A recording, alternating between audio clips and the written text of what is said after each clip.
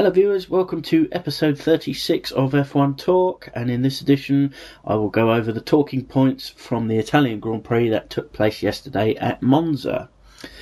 So to begin with, Felipe Massa had a brilliant start from third place on the grid. The McLarens had locked out the front row and Massa had out-sprinted Button and almost passed Hamilton on the first 90-degree right-hand corner.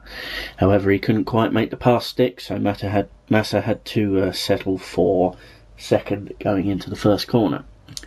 In contrast, Jenson Button bogged down at the start, so that's why Massa easily passed him. Nico Rosberg in the Mercedes with a terrible start, losing several places, and we were beginning to see Hamilton sprint off into the distance, and that would continue on for the rest of the race. Nothing much happened until lap 10, where Jean-Eric Vergne spun out of the race with suspension damage.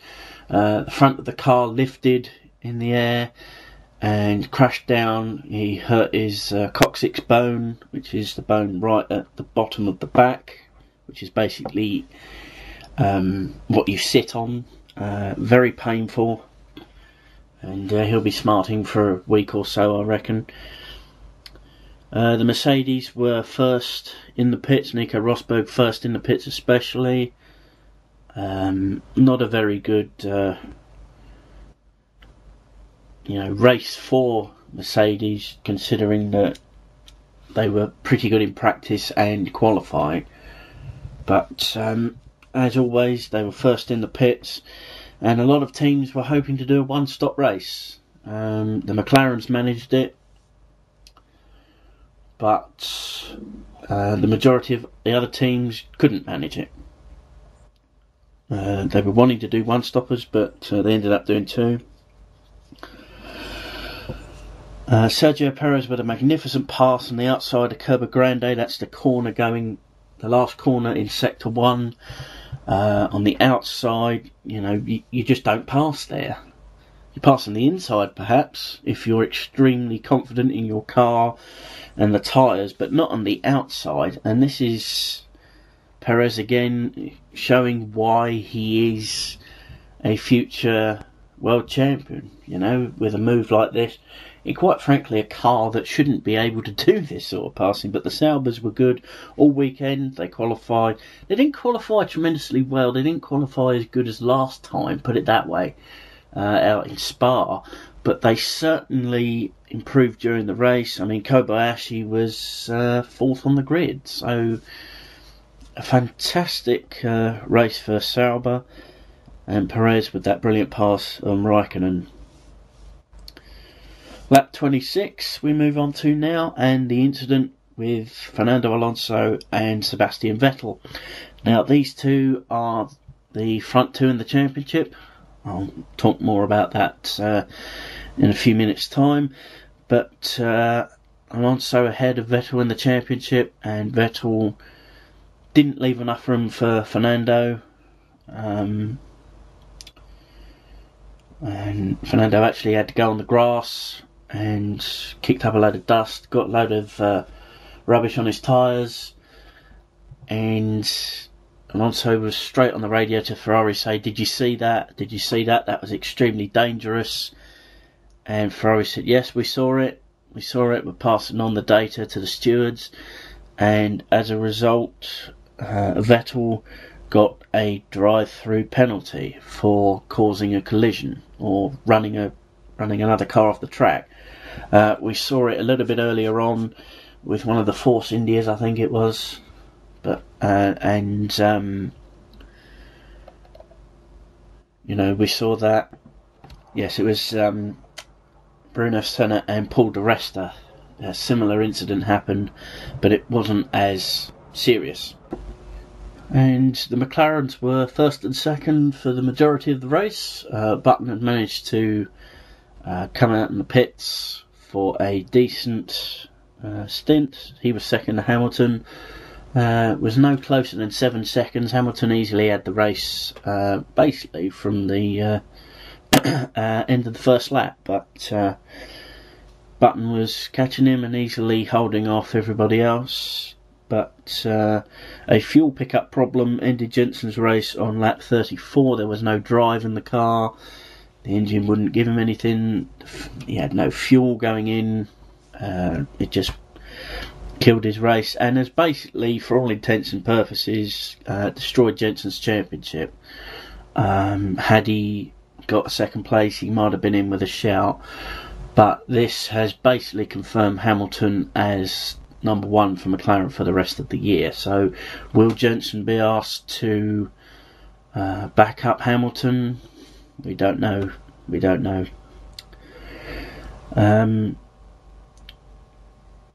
Sebastian Vettel was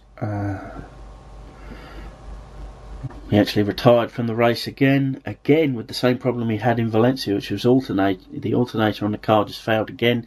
This wasn't the first alternator failure of the weekend. Nico Hülkenberg had one in qualifying 1 on Saturday, and he didn't take part in the session. He started 24th on the grid. The resulting problem caused Hülkenberg to retire. He couldn't finish the race, and Mark Webber seemed to have some sort of alternator failure as well. He spun out on track, only just saved the car from hitting the barriers, dangerously flat spotted the tyres with about 2 or 3 laps to go, and Red Bull brought him in, or he had decided to come in and retire. He was about 11th at the time. He spun, lost a couple of places, and there was no point in putting fresh tyres back on him because they weren't going to get any points. So he actually came in and retired, and so we had 5 retirements yesterday, which is the biggest amount of retirements we've had.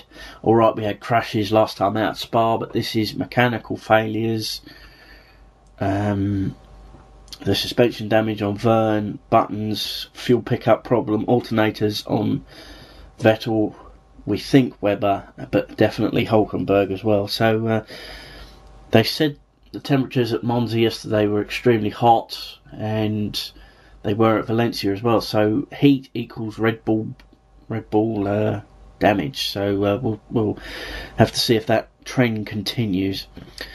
But basically, a brilliant win for Lewis Hamilton. With regards to his current state of mind, this was the perfect remedy for that, and all of the questions he gets asked with regards to that. Lights to flag Sergio Perez in the final stint of the race was easily able to pass both Ferraris and take second place. A brilliant performance.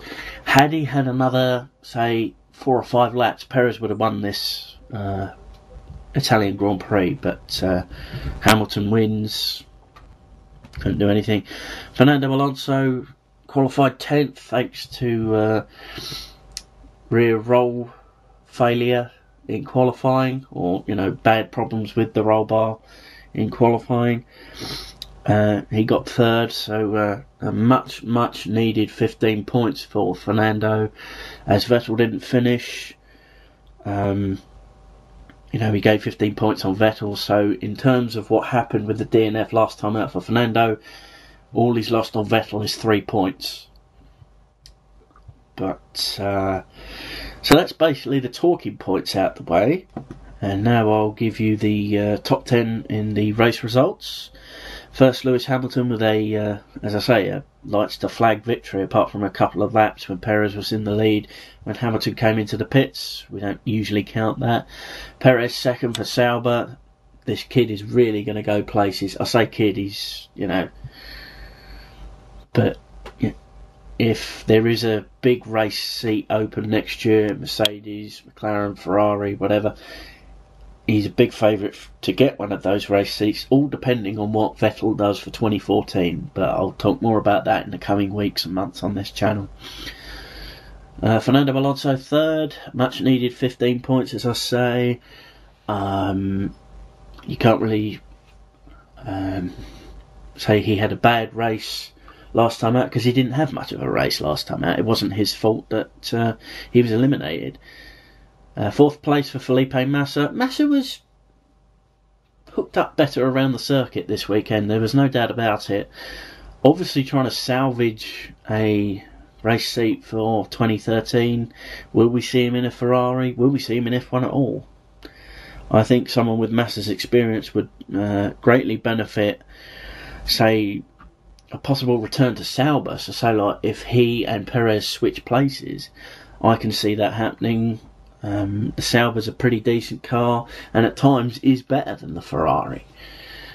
Kimi Räikkönen managed to save 5th place. His tyres were beginning to go away, but managed to hold off the challenge of Michael Schumacher in the Mercedes. Nico Rosberg finished after Michael, so it was Räikkönen 5th, Schumacher 6th, Rosberg 7th. Didn't really have the best of weekends, even though qualifying and practice they looked pretty darn good, which was a bit weird. Lots of straights obviously at Monza, and their innovative DRS design enabled the Mercedes to qualify and practice better than their race, because obviously in practice and qualifying you've got more time to use your DRS. It's not just in the restricted zones. Paul di Resta in the Force India 8th. Kamui Kobayashi differing fortunes to his teammate Sergio Perez in 9th. He just faded basically, and it seems now that Sergio Perez is easily the better driver of the two. Yes, Kobayashi is explosive. He doesn't like being passed by whoever. It could be the greatest driver of all time and he won't let him pass. It's not a matter of no respect. It's a matter of I'm going to do the very best I can with the machinery I've got, and that's always been the case with Kamui. And in 10th place, another point for Bruno Senna in the Williams Renault. So we'll now take you to the top 10 in the Drivers' Championship standings. Fernando Alonso top with 179. Thanks to the DNFs of the Red Bulls, Lewis Hamilton is now second in the championship on 142. Raikkonen 1 point behind on 141. Kimi's slowly creeping up the standings, and this championship is not over yet. Sebastian Vettel on 140, he's in 4th. Mark Webber 5th on 132. And Jenson Button 6th on 101. Nico Rosberg 7th on 83. Romain Grosjean obviously didn't compete, so he didn't have any points to play with or receive at all anyway. He's on 76. Sergio Perez with a brilliant 2nd place, he moves up to 9th in the championship on 65. Felipe Massa moves up to 10th on 47. Now for the constructor standings, no points for Red Bull. They still stay ahead in the championship on 272. McLaren with the big 25 for the win on 243. Ferrari 3rd on 226. They're now ahead of Lotus on 217. Obviously with Grosjean's absence, Lotus were only ever going to get one point scoring car this weekend with Jerome D'Ambrosio. He wasn't going to score anything if you gave him all day. He's just not good enough. Mercedes are 5th in the constructors on 126. Lotus, by the way, had 217 points. I do apologise. Sauber 6th, decent points haul. They're now on 100 points. They're in 6th, as I say. Force India 7th. They are on 63. Williams 8th, picking up another small amount of points. They're on 54. And Toro Rosso on 12 points. They are in 9th with the 3 newer teams still to score. They probably won't. And so it's all relative with the 3 newer teams. It's the only way they're going to score points is if there's a big attrition rate. and if there's an attrition rate in a Formula 1 race, then the 3 new teams, or newer teams so to speak, would probably go first. So what can we draw from this weekend at Monza? What we can draw is the fact that Jenson Button's title challenge is over. There was hints of it being reignited after Spa. McLaren's are definitely the best car at the moment. Whether that continues to be the case as the season concludes, we will obviously find out. We still have a mystery over who's going to be driving where. The silly season is in progress, as we all know. Will Michael Schumacher retire for good this time? If he does, there's a race seat open at Mercedes. Who will fill that race seat? Will it be Hamilton? Will it be De Resta? Will it be somebody else? Will it be someone else like Adrian Sutil, who's currently out of Formula 1 but is a proven point scorer? It's quite difficult to surmise who's going to be where next year. If Hamilton goes to Mercedes, who will join Jenson Button at McLaren? There seems to be a lot of disharmony with Hamilton and McLaren at the moment. He's quite clearly not happy. His expressions, when he's not racing. For instance, the last 3 races have been won by McLaren drivers. If you saw Spa, you will remember Jenson's victory celebration over the radio to the team. And it was a darn sight more excitable than Lewis when Lewis crossed the finishing line yesterday. So is Hamilton headed out? We'll just have to wait and see. Next time out is a special edition of F1 Talk, looking at the demo, the PlayStation 3 demo of the 2012 Codemasters F1 video game.